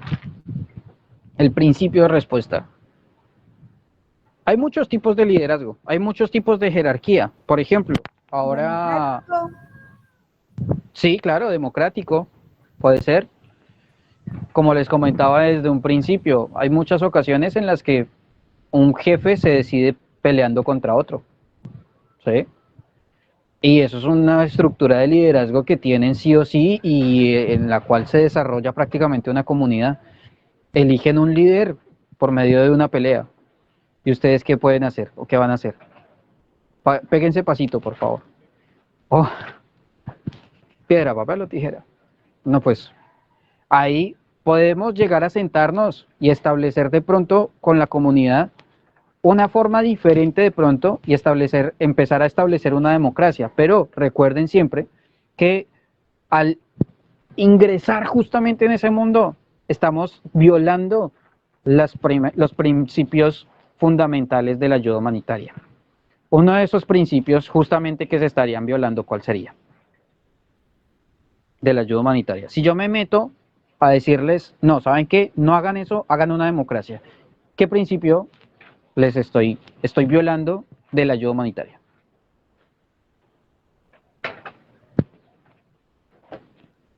¿Los corché? No. Sí, a mí sí.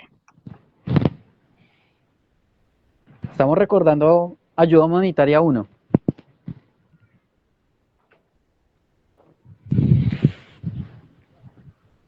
¿Será que tenemos que ser neutros? ¿Será que tenemos que ser imparciales? Imparciales. No nos podemos meter, me parece, ¿no? Tenemos que mantener el principio de la imparcialidad, también de la neutralidad, lógico. Nosotros no podemos ser...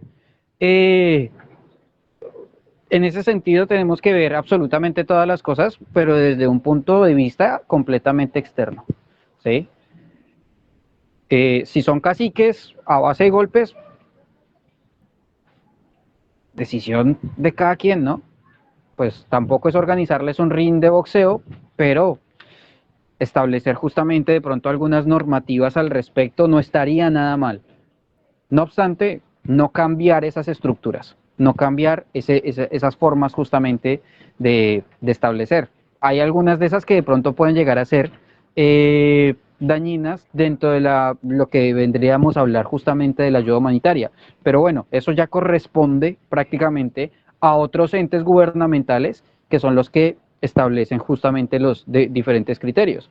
Hacerles entender que están en una tierra completamente ajena y que ese tipo de procedimientos no se pueden realizar así, bueno, vendría a ser justamente el informar. Más acatar la normativa, eso ya depende justamente de cada quien. Bien, este tema, que viene acá, ese me interesaría escuchar a alguien ahí. No tratar cada tema por separado. ¿A qué se refiere con eso? En una reunión, hacer una reunión en que estén todos y tratar todos los temas de una forma en que se pueda entender y no separando ni por grupo ni por persona, sino que sea todo en una reunión general y que todos puedan debatir y dar su opinión de cada tema. Exactamente. No segmentar, ¿sí? No crear segmentaciones. A ver, también debemos entender justamente las estructuras que tiene una comunidad. Hay estructuras en donde las mujeres directamente no pueden tener razón, ¿sí? O que tiene que ser de una edad específica. Por ejemplo, hay comunidades en donde los ancianos son quienes toman las normativas directamente sobre una comunidad. Y eso lo tenemos que respetar. Ahora bien, todos los temas que se hablen se tienen que tratar con ellos y se tiene que cerciorar que esa misma información y que las decisiones que ellos tomaron sean dirigidas a todo el pueblo en general, a toda la comunidad, que no haya ninguna sola persona que no se entere de cuáles son los procedimientos que se están realizando, ni cuáles son los proyectos, ni nada de ese tipo de cosas, sino que por el contrario, todas las personas se enteren de todos y cada uno de los temas que se trataron dentro de las reuniones, asimismo, cuáles fueron las decisiones que se tomaron en conjunto con sus líderes específicamente. Bien, ahora, el enfoque multisectorial. Cuando hablamos de un enfoque multisectorial, justamente como lo decía ahí, tener en cuenta el medio ambiente desde el principio. ¿Por qué? Porque es que el medio ambiente es el primer afectado en toda esta situación. Bien, ¿cuál es el efecto adverso que genera una comunidad de personas en un medio ambiente? Efecto adverso, acuérdense, gestión del riesgo.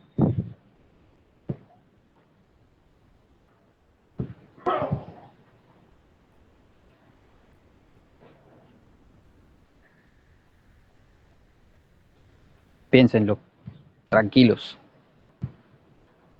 ¿Puedes hacer la pregunta de nuevo, por favor? Sí, claro. De acuerdo justamente con el enfoque multisectorial, ¿cuál sería el efecto adverso? Tener en cuenta justamente que el medio ambiente se tiene que tener desde el principio. ¿Cuál sería el efecto adverso al medio ambiente de tener una comunidad de personas resguardadas en un mismo lugar? La contaminación, ¿no es? Claro, la contaminación en muchos sectores. Contaminación, como lo hice una de mis películas favoritas, hay una gran, extensa parte gris de todo lo que dirías. Si hablamos de contaminación, hablamos de muchísimos sectores que se pueden contaminar. Algunos de esos sectores contaminados. Las aguas, el aire.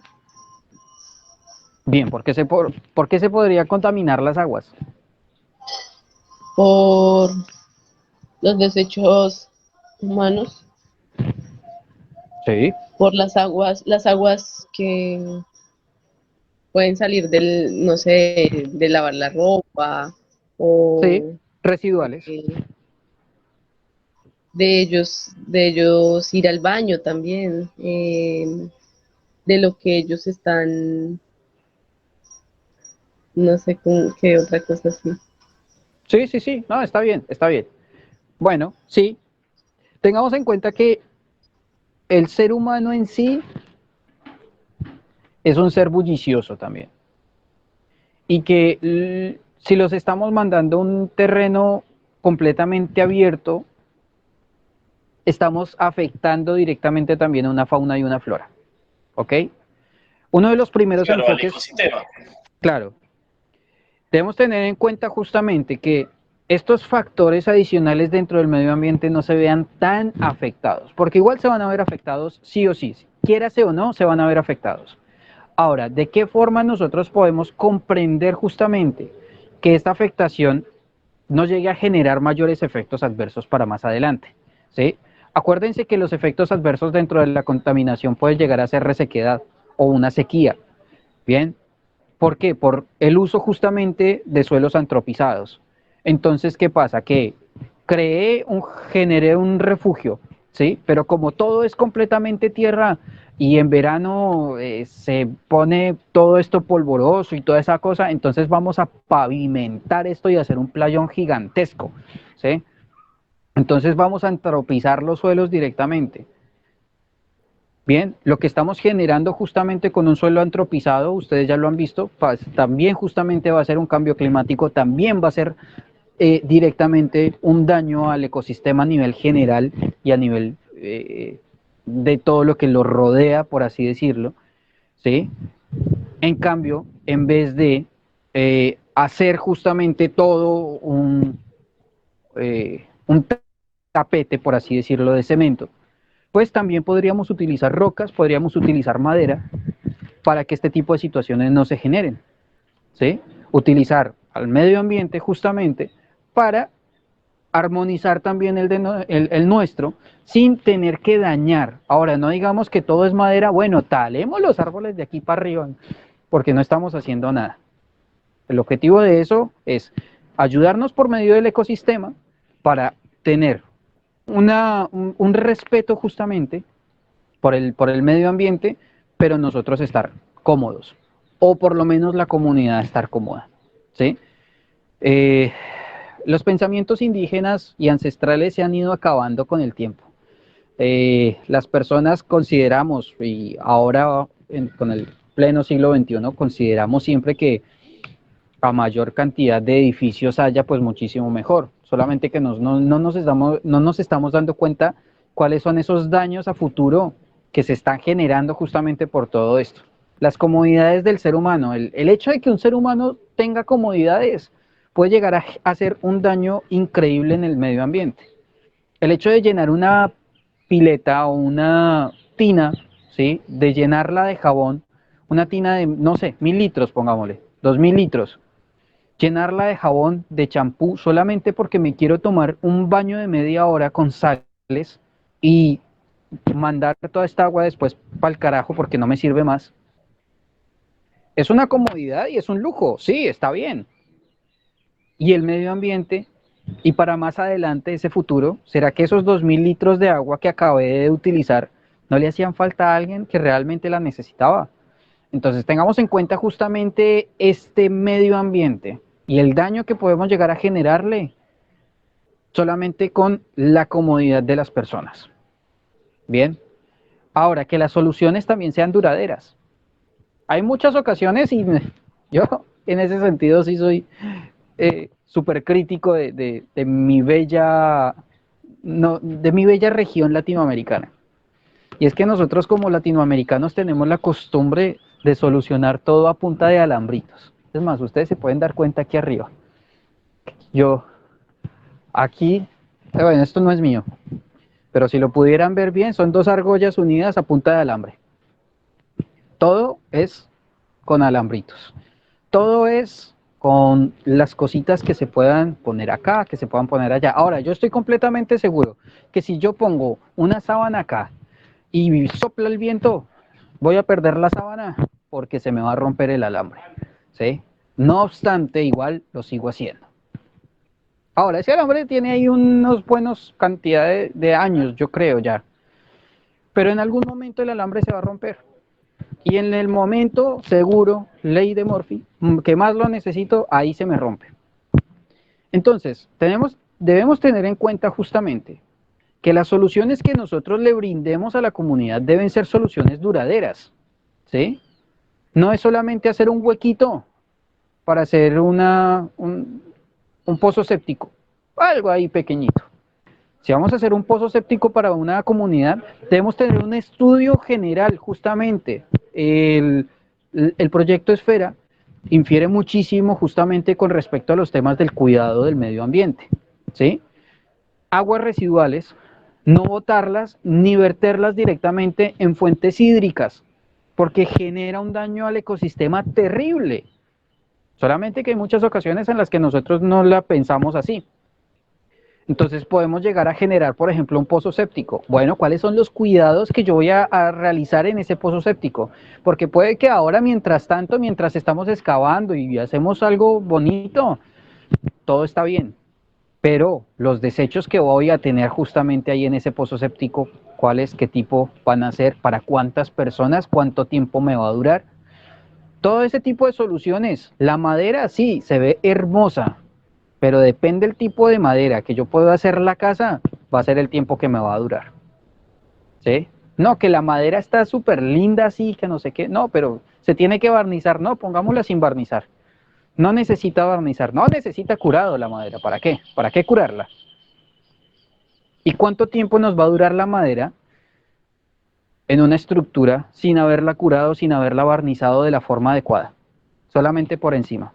Ahí es cuando empezamos con el tiempo, con meses solamente, a ver hongos, a ver humedades, a ver todo ese tipo de cosas. Entonces debemos también tener en cuenta que las soluciones que nosotros tenemos que entregarle justamente a las personas deben ser soluciones duraderas. ¿Bien? Ahora, controlar y evaluar la eficacia y la respuesta. Díganmelo ustedes, por favor. Puede ser que se haga un proceso de planificación antes, como para establecer los objetivos que se pretenden lograr. Puede ser que sea claro. la respuesta. Sí, tienes toda la razón. Adicional a eso, también debemos tener en cuenta que la evaluación de esa respuesta. O sea, nosotros tenemos un protocolo para activar nuestro sistema, ¿cierto? Entonces, como nosotros lo vimos la vez pasada con logística, ¿sí? ¿En cuánto tiempo sale el avión? En 72 horas. En 72 horas sale el avión, ¿sí? Nos están dando 8 toneladas para meter en un espacio para que vuele y para que nosotros podamos mandar la ayuda. Más allá de pronto de que sea la imagen del CIEM y todo este tipo de cosas, pero queremos ayudar a las personas y tenemos 72 horas a partir de ahora para enviar, para derivar esas ayudas. Ahora, resulta que allá llegaron las ayudas que no eran. Como yo les dije, como estábamos hablando el miércoles, ¿se acuerdan? Que estábamos hablando de, listo, está bien, mandamos un generador, y si no mandamos un alargue, ¿para qué me sirve el generador? Si no mando una zapatilla, si no mando un transformador, si no mando un alternador de energía ni nada de ese tipo de cosas, ¿qué hago yo? ¿Qué estoy haciendo? Mandé un generador, está bien, genial, buenísimo, y lo ato a un foco y quedé 2000 litros de combustible para prender un foquito nomás. Porque no tengo más cables, porque se me olvidó traer la zapatilla, porque se me olvidó. Entonces ahí es donde uno empieza a meter alambritos y cambiar y meterle aquí, hacerle allá, para que genere, para que haga más, para... Entonces, debemos controlar justamente eso. Una vez que se desarrollan justamente algunas de las actividades, empezar a evaluar y analizar cuál es nuestra respuesta, porque acuérdense que nosotros no estamos para una sola vez. Bien, nosotros estamos y estamos estudiando esto y estamos desarrollando justamente todas estas tareas para seguirlas desarrollando una y otra vez. Y de la primera vez estoy completamente seguro que vamos a aprender muchísimo. Pero el objetivo es tener esas experiencias, guardarlas para que más adelante no nos vuelvan a pasar.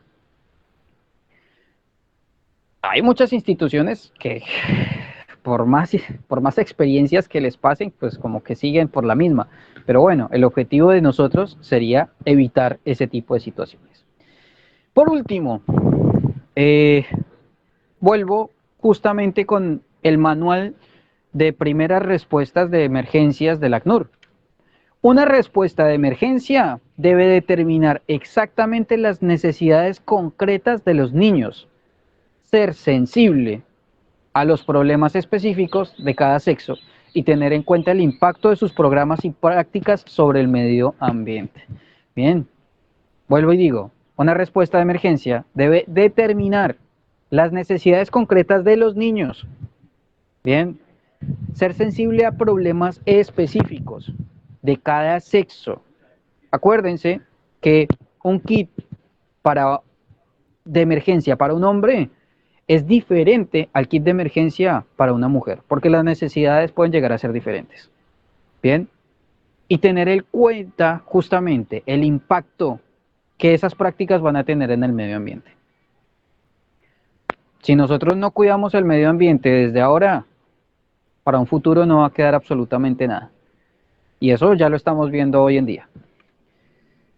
Por último, ya saben cuáles son las referencias para la situación de este tema, manual para situaciones de emergencia del ACNUR, de donde pueden ver, releer, sacar un poquito más la información. Cada una de estas ideas justamente que ustedes vieron acá, esos principios de respuesta, son títulos específicos del anexo 3. Bien, para que lo vean, que el anexo 3 es justamente la fase de operaciones y respuesta. Para que lo lean, para que miren, de pronto puede que yo me haya equivocado en alguno de estos y ustedes puedan mirarlo ahí y decir, ah, no, no era tan así. ¿Vale? ¿Hay alguna pregunta, algo así por el estilo?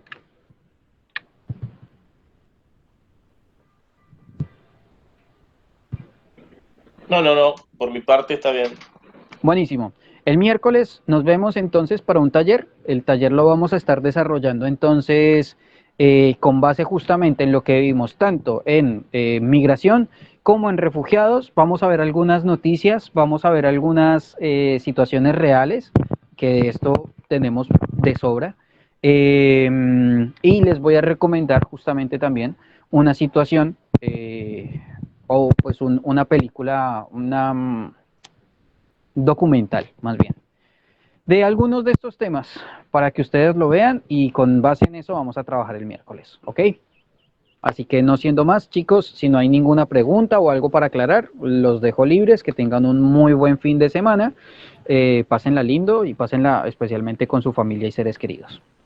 Cris, Sí. Consulta como siempre. Yo los miércoles no puedo estar en la clase porque estoy viajando.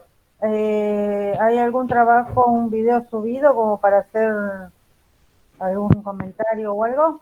No, por desgracia Entonces estoy media desconectada de la clase. Sí, no te preocupes. Por desgracia, hay algunos miércoles que yo tengo que trabajar, en donde pues yo tengo que estar justamente como operativo y demás. Es más, este miércoles me acompañaron a una intervención y todo. Mientras yo estaba en la intervención íbamos haciendo la charla y el taller y todo esto. Le hacíamos logística de nuestras provincias a Cris. Exactamente, me iban diciendo, bueno, y me lo perdí. hiciste esto, hiciste lo otro, evaluaste acá, evaluaste allá. Pero bueno, por desgracia no se pudo grabar, lógico por estar desde el teléfono, porque como ustedes se dieron cuenta, yo dependo muchísimo del computador para hacer estas grabaciones y demás. Ya por fin le agarré un poquito el hilo, cada vez vamos mejorando, pero nada, por desgracia este taller no se pudo realizar la grabación, ¿ok? Puede volver a suceder, pero eso depende también del instructor a cargo. Van a haber algunos cambiecitos ahora para tercer ciclo. Nos quedan 2 temas solamente para terminar este último ciclo, y les recomiendo justamente, les voy a dar algunos materiales, de pronto si los tienen, si los pueden comprar, si no igual no se preocupen, para empezar a hacer los talleres de primeros auxilios, ¿ok? Que ya vamos a empezar con el tema de primeros auxilios, van a ser 2 semanitas a full con primeros auxilios, tanto talleres como capacitaciones de este tipo. Lo más seguro es que no esté yo capacitando, ¿vale? Así que, bueno, nada más, eso les quería comentar. Yo creo que ya les comenté cuál es el trabajo final, ¿no?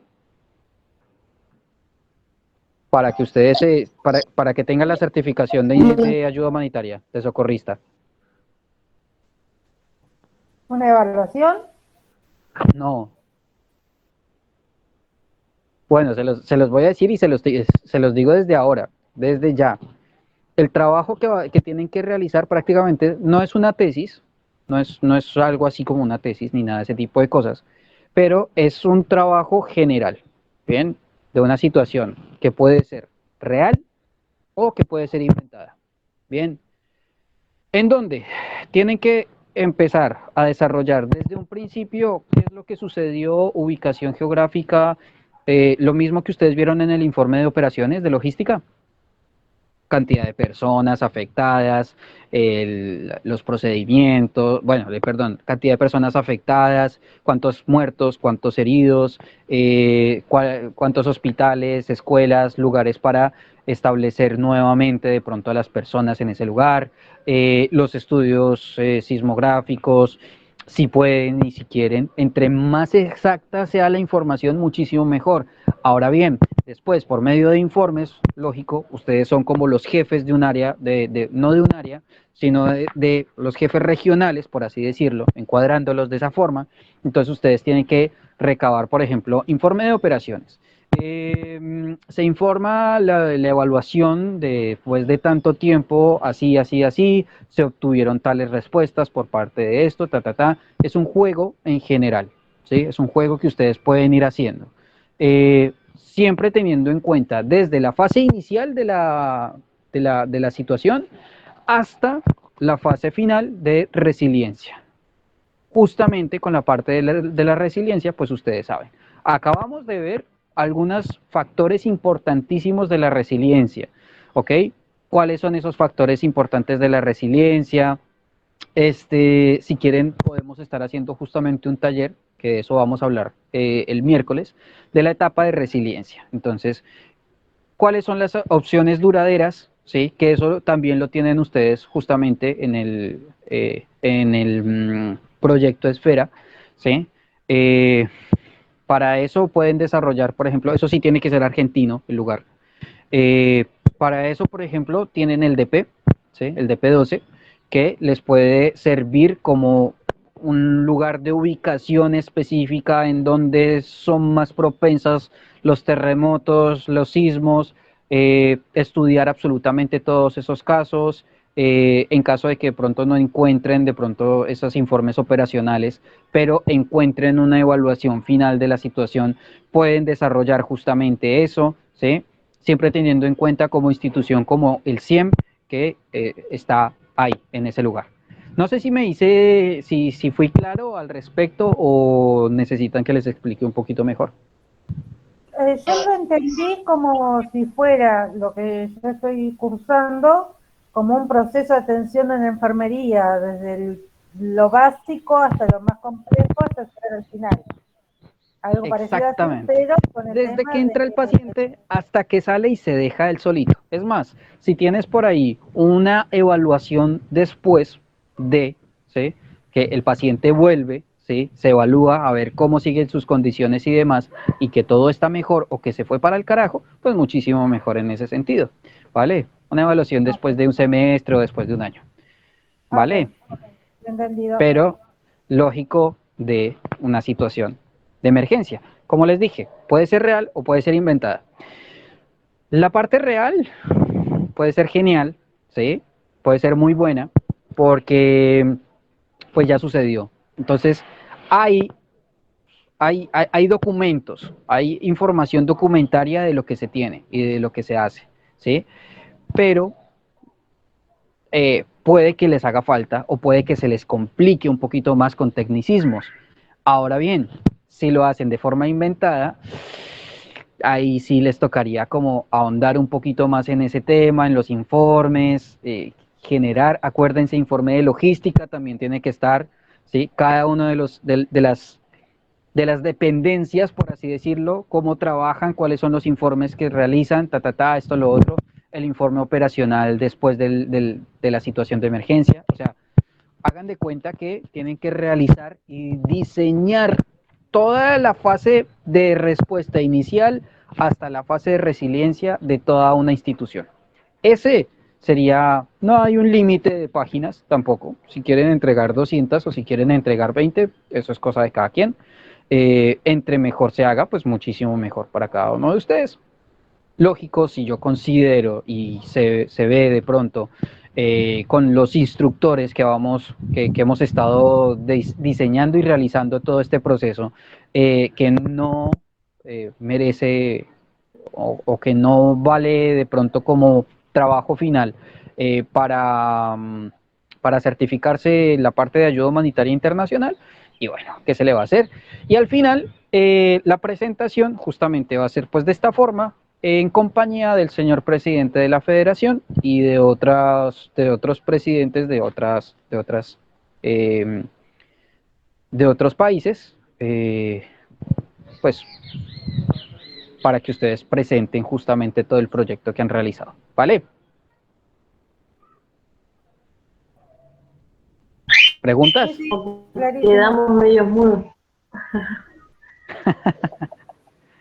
Ahí les dejo Se entonces. puede hacer, nosotros acá en la Patagonia hay mucho lo que es incendios forestales. ¿Puedo tomar alguna de esos ejemplos? Siempre y cuando sea una situación de grande catástrofe en donde una institución de ayuda internacional intervenga, si no tengo ningún problema. Bien, hago. Augusto pregunta para qué fecha. No, eso yo les entrego la fecha. Viene siendo más o menos para diciembre, una cosa así por el estilo. Así que tranquilo, pueden hacer con tiempo. Ok. O sea, desde hoy, desde julio, les estoy diciendo que para diciembre tienen que entregar ese documento. Si necesitan Tenemos alguna bastante tutoría o algo tiempo así para por el... hacerlo. Exacto, con tiempo. Si necesitan alguna tutoría o algo así por el estilo, avísenme y nos sentamos y lo desarrollamos. Si veo que las mismas preguntas son renuentes, pues nos sentamos y hacemos, en vez de un sábado, una capacitación así, pues hacemos una tutoría con respecto al tema. Bueno. Bárbaro, genial. Buenísimo. Bueno, chicos, los dejo entonces. Pueden ir, descansar, pásenla lindo. Igualmente, Feliz fin de. nos vemos mañana. Vale, pues.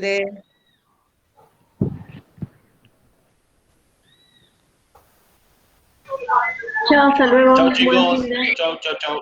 Nos vemos, pásenla lindo. Descánsenle. Profe, ¿qué hay mañana? Que dijo nos vemos mañana. Ah, bueno, nos vemos mañana para los que estamos en Buenos Aires.